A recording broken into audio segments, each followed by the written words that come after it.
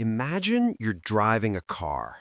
Hands on the wheel, eyes on the road. You feel it, right? That quiet confidence that you're in control.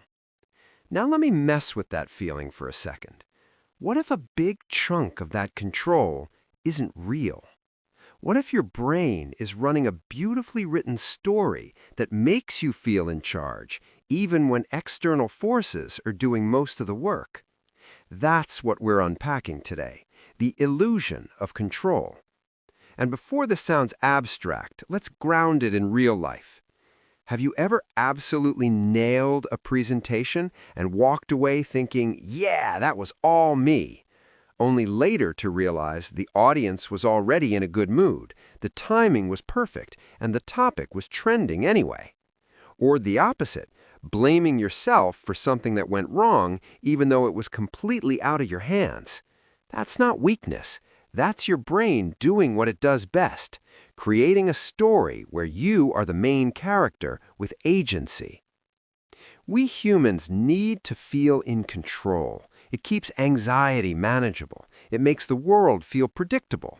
So the brain steps in and fills the gaps. Think about traffic lights. One day you hit every green light and feel like a driving genius. The next day you're stuck at every red and feel personally cursed. Same driver, same skills, very different sense of control. That feeling, that's the illusion. Your brain constantly builds a narrative of agency, even when the evidence is shaky. It links actions to outcomes, whether the connection is real or just coincidence. This is where feedback loops come in. When something good happens after you act, your brain quietly reinforces the idea that you caused it. Do that a few times, and suddenly you feel skilled, powerful, in charge, even if randomness played a major role. Predictability adds fuel to the fire. If you can predict something, your brain treats it like control, even when you didn't cause the event at all. Knowing what's coming feels almost the same as making it happen.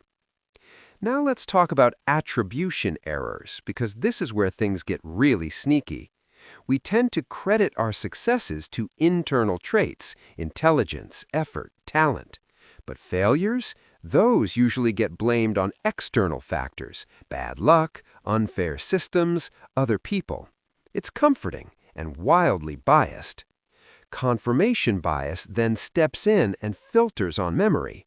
We remember the times our actions worked and quietly forget the times they didn't. Over time, the illusion solidifies. But every now and then, reality punches through. Global crises, sudden illness, job loss, accidents, moments where effort doesn't translate into outcome and the illusion collapses. When that happens, people often experience intense stress or anxiety. Some fall into learned helplessness, the feeling that nothing you do matters anymore because control has been taken away too many times. But here's the twist. True psychological strength doesn't come from maximizing control. It comes from understanding its limits. There's a huge difference between influence and control, and once you see that difference, everything changes. You stop wasting energy fighting uncontrollable systems.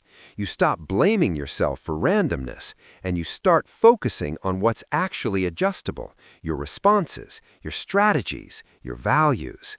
This is what I like to call strategic surrender, not giving up, but choosing wisely where effort belongs. Think of life less like a control panel and more like sailing. You can't control the wind, but you can adjust the sails. And here's the paradox. The moment you let go of the illusion of total control, you gain something better, clarity. You act with intention, not ego. You adapt instead of forcing outcomes. You live in reality, not in a story your brain tells to feel safe. The illusion of control isn't a flaw, it's a feature. But like all powerful features, it needs to be understood, or it starts running the show. So next time something goes right or wrong, pause. Ask what was really in your hands. That question alone is real control.